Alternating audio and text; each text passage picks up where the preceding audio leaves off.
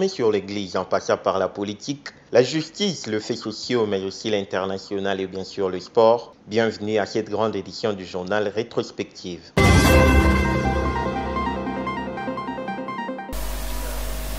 Epai touti toyebi. Kasi pa tozokende toyebi te. Oyo Yerusalemi ya sika. Tozali kotonga Yerusalemi.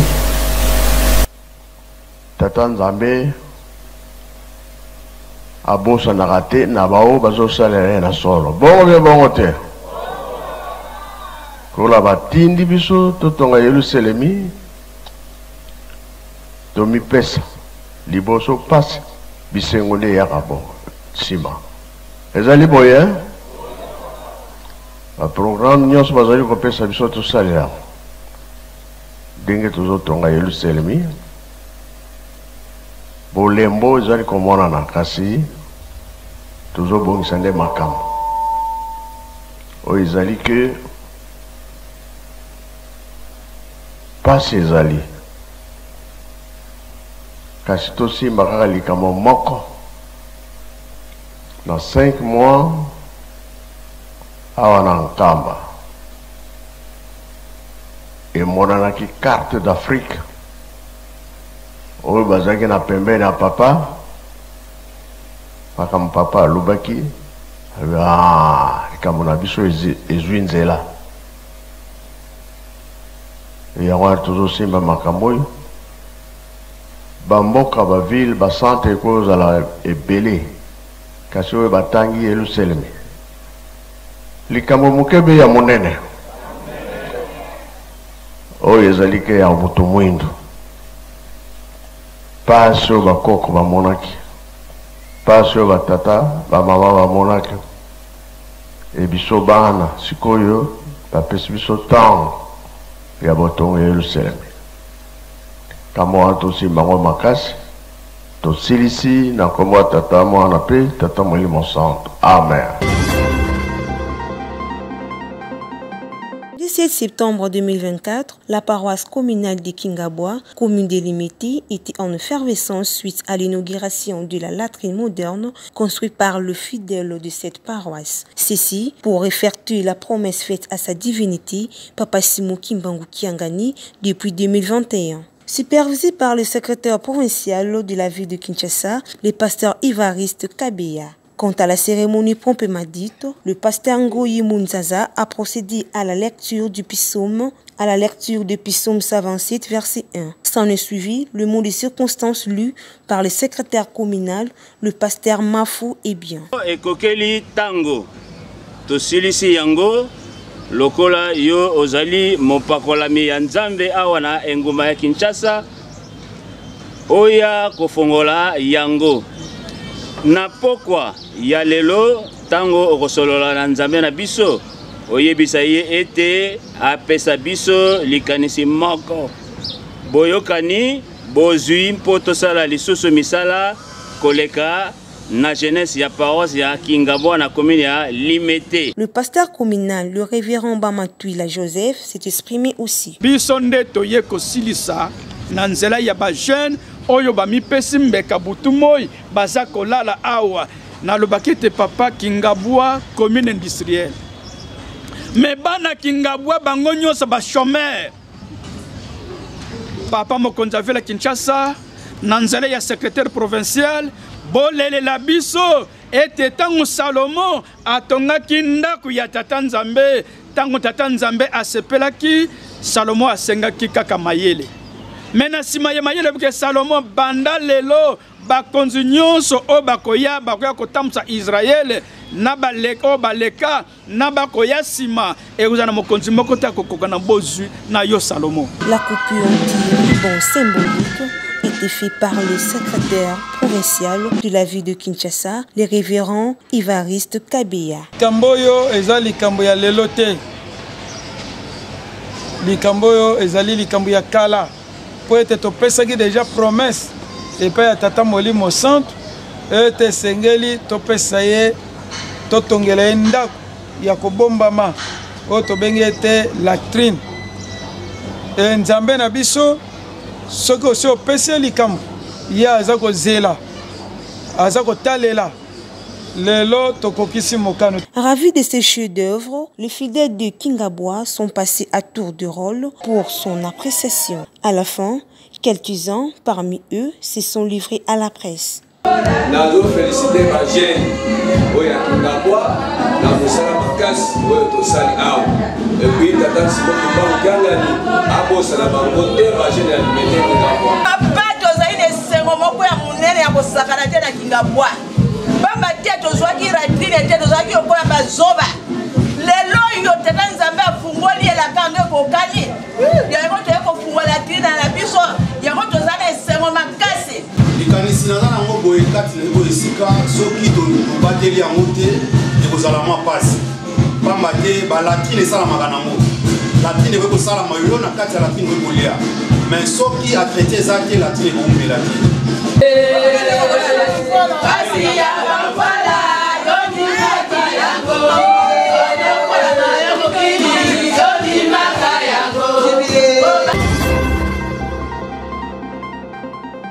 Évasion à la prison centrale de Makala le 1er septembre dernier, 129 morts et les bilans de cet incident.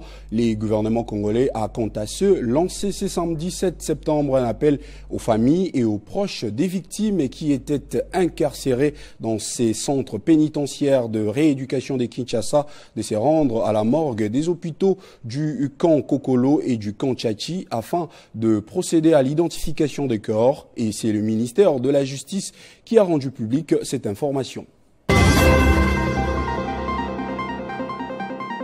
Le ministre d'État en charge de la justice et garde de Sceaux, Maître Constant Mutomba, a personnellement mené ses enquêtes depuis son atterrissage mercredi 4 août à l'aéroport de Djili avec le numéro 1 de la DEMIAB, a ordonné l'ouverture des audiences en flagrance par le tribunal militaire de garnison de Kinshasa-Ngalema qui siège en audience foraine. Ces procès contre des détenus qui ont tenté de s'évader de ces centres pénitentiaires la nuit du dimanche 1er août à lundi 2 août 2024 dernier va se poursuivre ce vendredi. Les détenus qui sont jugés en procédure de flagrance sont notamment accusés d'incendie volontaire, des actes de terreur, de cruauté et ils ont incendié les bâtiments administratifs de la prison, cassé des portes, mais aussi et surtout violé des dames dans une cruauté inhumaine.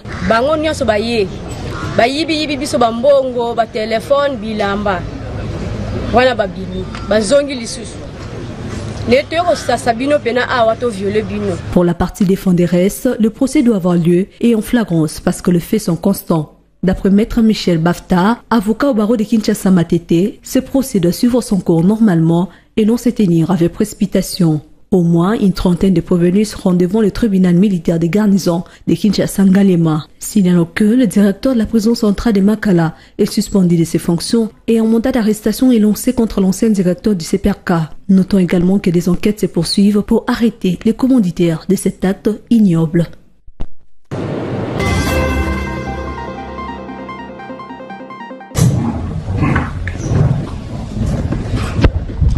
En séjour en République populaire de Chine, le vice-premier ministre et ministre de la Défense nationale et des anciens combattants Guy Kabombo Mwadiamvita vient de signer ce vendredi 6 septembre un accord alléchant avec son homologue chinois. Accord s'inscrivant dans la démarche de la montée en puissance des forces armées de la République démocratique du Congo.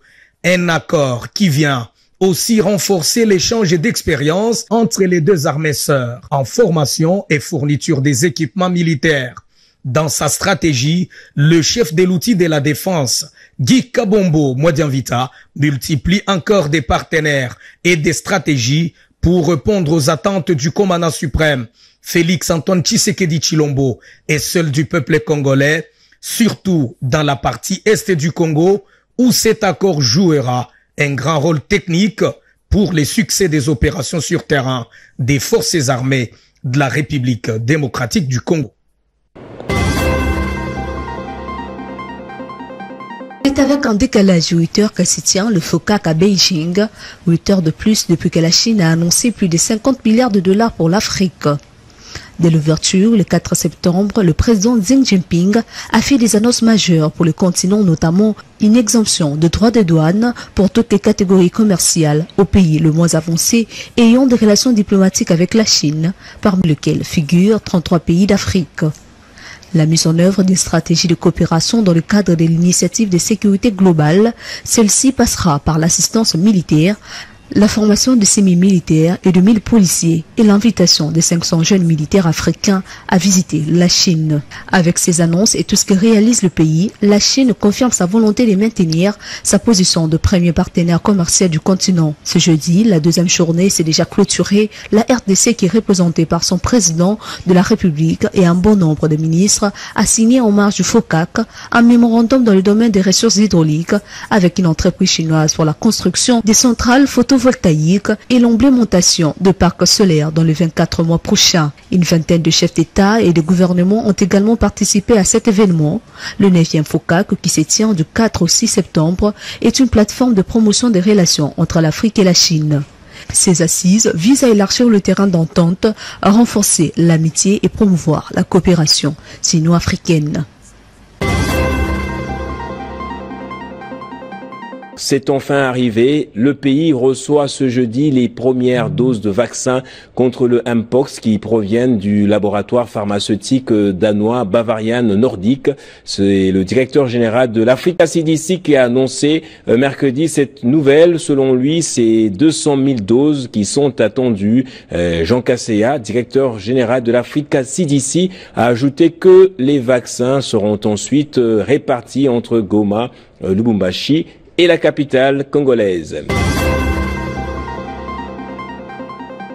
Comme à l'époque de Mulumba Gekoko, le ministre provincial de l'Environnement interdit sur toute l'étendue de la ville-province de Kinshasa d'occuper les avenues et les emprises publiques pour notamment l'entreposage de conteneurs et kiosques, l'abandon des épaves, des véhicules automobiles et engins ou d'ériger des étalages, des garages, des terrasses, des vérandas et de marchés.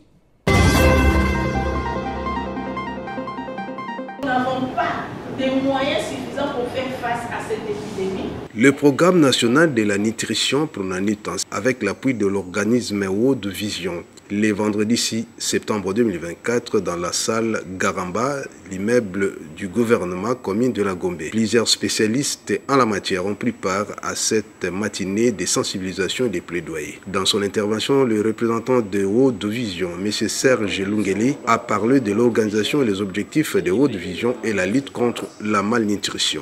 Notre vision pour chaque enfant, la vie dans toute sa plénitude. Et notre prière pour chaque cœur, la volonté d'y parvenir. Ainsi, toute notre attention a toujours été portée sur les enfants. Présente en République démocratique du Congo depuis 1984, World Vision intervient actuellement dans 4 zones opérationnelles, à savoir la zone Est, qui couvre les provinces du Nord et du Sud Kivu, la zone Nord-Ouest, qui couvre la ville-province de Kinshasa, Kwango, Congo central, Sud et Nord-Obangi, ainsi que la zone Sud, qui couvre l'ex-province du Katanga. Dans la parole, le directeur Pronanut, M. Bruno Bindamba, a donné la statistique de l'allaitement maternel, l'importance du lait maternel et des dispositions à prendre. J'aimerais revenir sur les chiffres de tout à l'heure, toujours élevés par cette enquête, qui a démontré que par rapport à l'allaitement, nous avons les 3 types d'allaitement. L'allaitement optimal, bien qu'il y ait eu des progrès, est autour de 73%. L'allaitement exclusif est autour de 59%. Et puis, l'allaitement continu est à 71%. C'est vrai, il y a quand même un effort qui est fait, mais nous sommes encore loin d'atteindre les seuils fixés. Je pense tout à l'heure, M. Serge, au nom de World Vision, l'a rappelé pour nous. C'est ainsi que nous devions agir et agir ensemble, en profitant de l'opportunité de ce qu'on appelle les 1000 premiers jours de la vie, où déjà quand la maman est enceinte, on doit lui apporter les soins nécessaires ainsi que les conseils pour permettre à ce qu'elle puisse bien développer le fétiche qui est à son sein. Ensuite, aussitôt que l'enfant est né, j'ai vu qu'il y a beaucoup de sages-femmes dans la salle, il faudrait promouvoir la mise au sein précoce à l'ère qui suit l'accouchement. Pour clôturer en beauté cette matinée des sensibilisations et des plaidoyers, le docteur John, le chef de division suivi et évaluation du Pronanit, a lu les mots de clôture. Au sujet. Et il nous importe de pouvoir sensibiliser. Il nous importe de pouvoir apporter les messages jusque dans nos communautés. Pourquoi? Parce que nous sommes les ponts, nous sommes les gardiens de bonnes pratiques pour que nos enfants soient en bonne santé. Si nous nous sommes informés, si nous appliquons ces pratiques-là au niveau des établissements de soins, je pense que nous allons garantir la santé de nos enfants. Sur base de tout ce qui a été comme discussion, la plus grande recommandation, c'est maintenant veiller à la formation des cadres des équipes cadres des zones de santé ainsi que des prestataires des établissements de soins que vous êtes. Au nom du secrétaire général à la santé et hygiène, nous clôturons cette session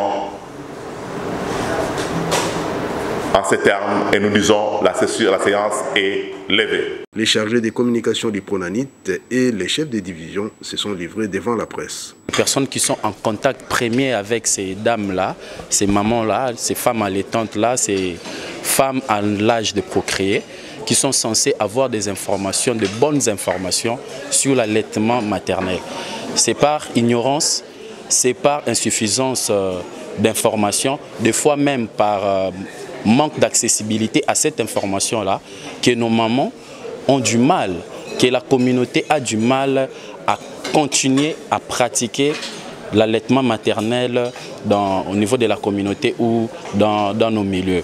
Voilà pourquoi nous avons ciblé les prestataires, les médecins, les accoucheuses, les infirmiers, toute cette catégorie de personnes-là qui sont censées transmettre une bonne information, une information vraie, sans détour à ces mamans-là, sur les avantages, sur l'importance de l'allaitement maternel dès l'accouchement, mais aussi l'allaitement de 0 à 6 mois exclusivement sans eau pour l'enfant et les continuer jusqu'à 23 mois pour permettre à cet enfant-là d'avoir une très bonne évolution.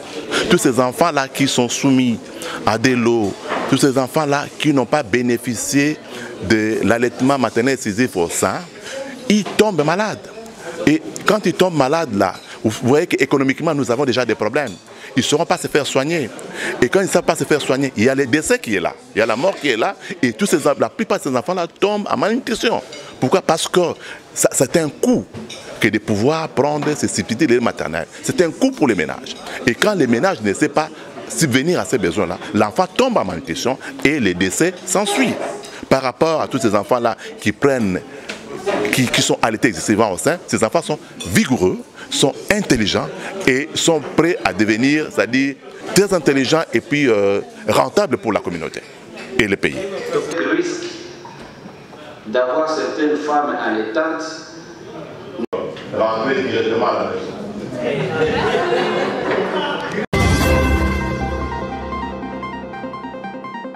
Cette commission chargée du suivi des mesures d'encadrement pour mettre fin aux embouteillages monstres observés dans la province du Congo central, chapeautée par le ministre provincial en charge de transport, tient une séance de travail à laquelle prennent part toutes les parties prenantes, à savoir le gouvernement provincial est représenté par le secrétaire général adjoint Amen Tsassa, le ministère des Affaires foncières et de l'Intérieur et les services sous tutelle du ministère des Transports, la police de circulation routière ainsi que la mairie de Matadi. Tous convergent dans une même direction, dans le souci bien sûr de rendre les grandes artères fluides en raison des embouteillages récurrents que connaissent en particulier la ville porteuse de Matadi.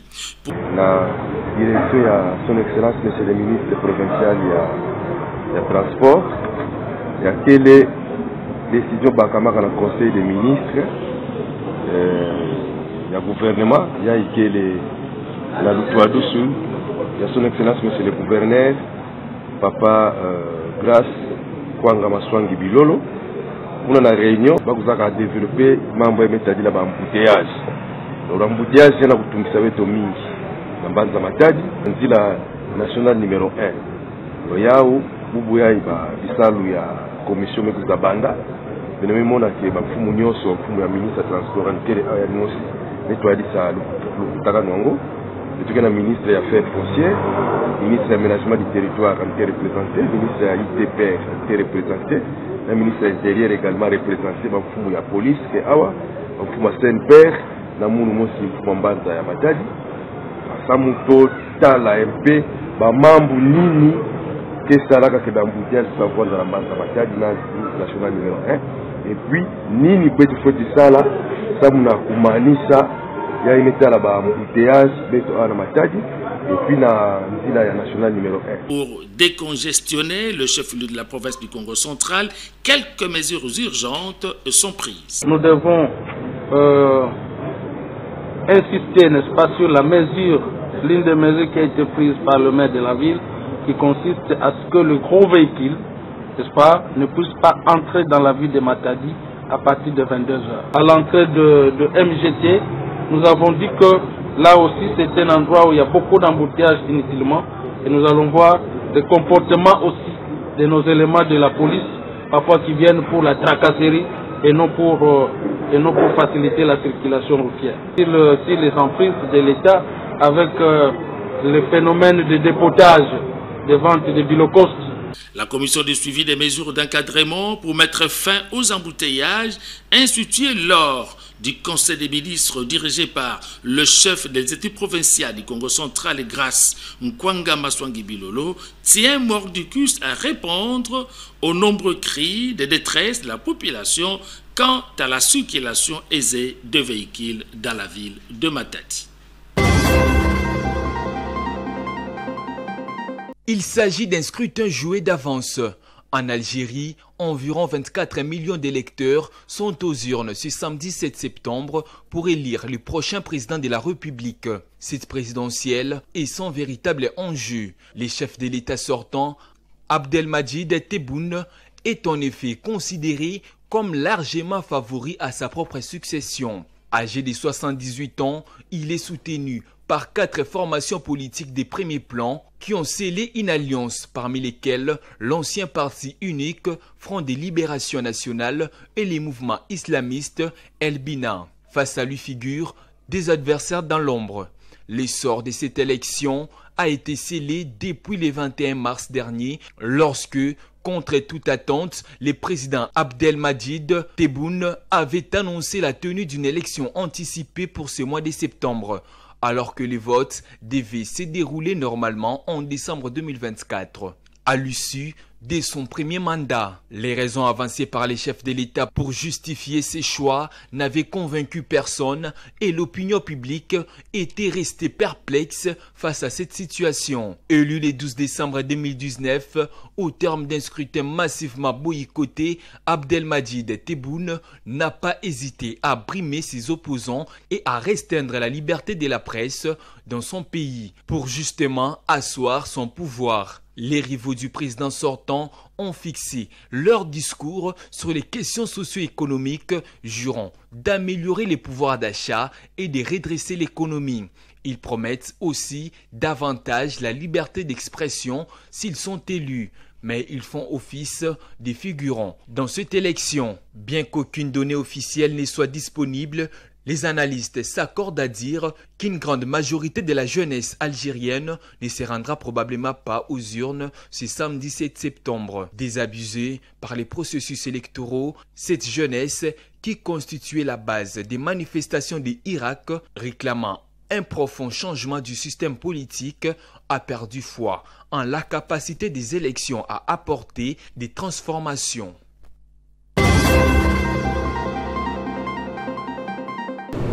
Remaniement en Ukraine, si aux responsables ukrainiens dont plusieurs ministres ont démissionné comme annoncé par le président ukrainien. Ces vastes remaniements visent à renforcer la confiance dans le gouvernement alors que l'Ukraine continue de faire face à des défis majeurs, notamment le bombardement russe quotidien. Au moins 6 responsables politiques ukrainiens, dont des ministres, ont présenté leur démission. Un conseil présidentiel a été limogé en amont, selon le parti au pouvoir. Ces remaniements majeurs du gouvernement, après plus ou moins 2 ans et demi de guerre, peut être attendu cette semaine. En outre, plus de 50% de membres du gouvernement sera remplacé. À en croire David Arakamia, chef des files de parlementaires du parti au pouvoir. Le chef de la diplomatie ukrainienne, Dimitro Kuleba, une des voix clés de son pays depuis le début de l'invasion russe, a demandé au Parlement d'accepter sa démission. Selon la lettre qu'il a publiée sur les réseaux, ce ministre populaire qui occupe cette fonction depuis 2020 a demandé la démission en plein remaniement ministériel auprès du gouvernement ukrainien. Ce ministre populaire qui occupe cette fonction depuis 2020 a demandé la démission en plein remaniement ministériel auprès du gouvernement ukrainien, annoncé sur les réseaux sociaux le président de l'Assemblée. Le président Volodymyr Zelensky va tenter de renforcer sa confiance dans son équipe en nommant un nouveau gouvernement qui devra faire face aux nombreux défis au moment où le pays est confronté à de nombreux problèmes sécuritaires. Par ailleurs, plusieurs ministres avaient déjà présenté leur démission, notamment ceux des industries stratégiques, de la justice, de l'environnement. La question reste celle de savoir jusqu'où compte s'arrêter le président ukrainien face à la menace russe. Les léopards et le Sili national se tiennent sans doute de très près, il s'explique maintenant. Battant petitement la Guinée, les léopards de la RDC ont reçu leur entrée. Provisoirement premier du groupe H, suite à leur victoire face au Sili national, il fallait beaucoup de réalisme aux léopards pour ne pas rater les décollages de ces éliminatoires de la Coupe d'Afrique des Nations Maroc 2025. L'adversaire nous a dominés dans certains secteurs, dit les sélectionneurs guinéens. À mon staff et à mes joueurs, mais non, de la prestation générale. Sur la finition, oui, dans un match comme ça où le peu de situations et 1 ou 2 occasions nettes qu'on a eues, on aurait pu revenir au score. Le manque de détermination, non, je pense que l'adversaire, dans certains secteurs, nous ont dominés. Je pense que dans l'agressivité, ils ont été supérieurs. Et on n'a pas su répondre sur un de des critères, surtout celui-là. Une équipe remaniée, oui et non. C'était aussi en fonction, les joueurs sélectionnés étaient aussi en fonction des joueurs disponibles pour blessures et autres. Avec un milieu inhabituel, Sébastien Deschamps a réussi à faire le job avant la demi-heure de jeu. Sur une mauvaise relance de la défense guinéenne, Edo Kaembe va marquer l'unique but à la 27e minute sur une frappe en rouge. Un ballon roulé très bien placé pour Edo Kaembe. Il était en forme avec son club de Watford, on vous l'a signalé. Mené au jeu par le visiteur, il a fallu la seconde période pour que les 2 équipes jouent à force égale. Toute l'équipe de la Guinée est en train de remonter, donc ils sont pris à revers, ils ne peuvent plus défendre. Après cette entrée réussie, les léopards devront confirmer sa première position le lundi face à l'Éthiopie à Dar es Salaam. Et on les comprend, c'est terminé. La RDC réalise une performance mémorable. Le Sili national s'est bien battu mais était un petit peu court. Ce soir, bravo le Sili, car la RDC était un peu plus forte. C'est la fin de cette grande édition du journal Rétrospective. Merci de votre fidélité et très bonne suite de programme sur la radio-télévision Kimbanguist. Au revoir.